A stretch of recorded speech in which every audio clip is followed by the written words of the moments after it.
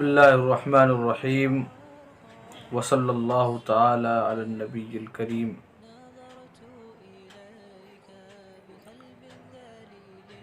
خلاصہ خطبات مدراس کا یہ سلسلہ جاری ہے اور میں نے پہلا خطبہ آپ حضرات کے سامنے پیش کیا۔ اب دوسرا خطبہ پیش خدمت ہے جس کا عنوان ہے عالمگیر اور دائمی نمونہ عمل صرف اللہ کے نبی صلی اللہ علیہ وسلم کی ہی سیرت ہے۔ جیسا کہ ہم پہلے کہہ چکے ہیں اور اس کی وضاحت کرنے کی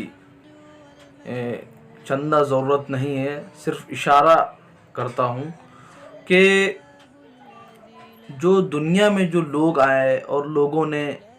کام کی، ان کی جو زندگیاں اور بہت سے لوگوں کی ہسٹری آف لائف جو لکھی گئی، وہ اس لیے لکھی گئیں تاکہ ہم زندگی کو اپنے صحیح دھارے پہ لے جا سکیں اور زندگی کو صحیح طریقے سے گزار سکیں، اور جن زندگیوں میں اچھائی ہو اس کو لے لیں، اور جن کی زندگیوں میں اور جن کی ہسٹری آف لائف میں برائی ہو تو ہم اس کو چھوڑ دیں۔ تو اس لیے یہ بات یاد رہے کہ دنیا میں اور جتنے بھی لوگ اس سے پہلے گزرے، اور وہ چاہے سائنسداں ہوں یا کوئی حکیم ہو، فلاسفہ ہو، یا کوئی بڑا عالم ہو، یا اسی طریقے سے کوئی بڑا نیک ہو، اور کوئی بڑا ذہین اور بہت ہی طباع قسم کا شخص ہو، کوئی بھی ہو، تمام دنیا ان کے شکر گزار ہیں، اور ہم سب لوگ جو ہے ان کا شکریہ ادا کرتے ہیں، اور وہ لوگ سب کے سب شکریہ کے مستحق ہیں۔ لیکن ان تمام لوگوں کا جو جامع اور ان تمام لوگوں کو جو ایک ساتھ جس نے جمع ہو کر دکھایا، جو ان تمام لوگوں کی خصوصیات جو اپنے اندر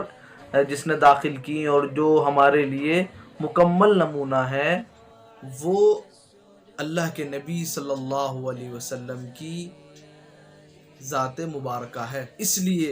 اللہ کے نبی صلی اللہ علیہ وسلم کے بارے میں خدا نے جس نے اپنے اس نبی کو بھیجا،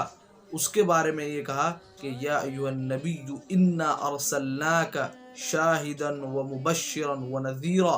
وداعیا الی اللہ باذنہ وسراجا منیرا۔ پہلے انبیاء کو دیکھ لیجئے، پہلے کے جو نبی ہیں اس میں حضرت یعقوب علیہ السلام، حضرت اسحاق علیہ السلام اور حضرت اسماعیل علیہ السلام، یہ سارے کے سارے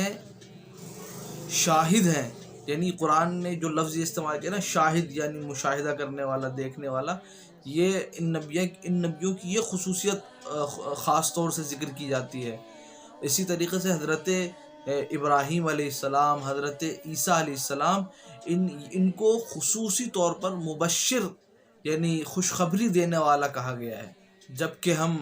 حضرت نوح علیہ السلام کو دیکھتے ہیں، اسی طریقے سے حضرت ہود علیہ السلام، حضرت شعیب علیہ السلام، تو یہ جو انبیاء ہیں ان کے اندر یعنی ڈرانے کا وصف بہت زیادہ نمایاں ہے۔ اور اسی طریقے سے ایک وصف ہوتا ہے داعی حق، یعنی جنہوں نے لوگوں کو بہت زیادہ خدا کی طرف بلایا۔ تو ان میں سے حضرت یوسف علیہ السلام کا نام ذکر کیا جاتا ہے، حضرت یونس علیہ السلام کا نام ذکر کیا جاتا ہے۔ لیکن جو ہمارے نبی ہیں، اللہ کے نبی صلی اللہ علیہ وسلم کی جو ذات ہے وہ ہمہ گیر ہے، یعنی اس ذات میں تمام چیزیں آ کر جمع ہو گئی۔ آپ دیکھیں گے کہ اللہ کے نبی صلی اللہ علیہ وسلم شاہد بھی ہیں، اور اسی طریقے سے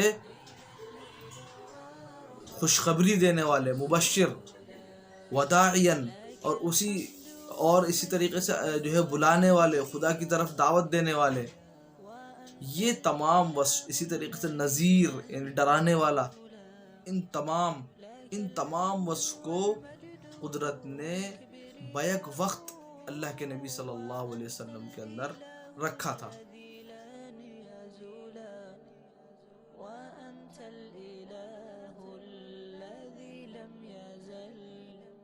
حميدا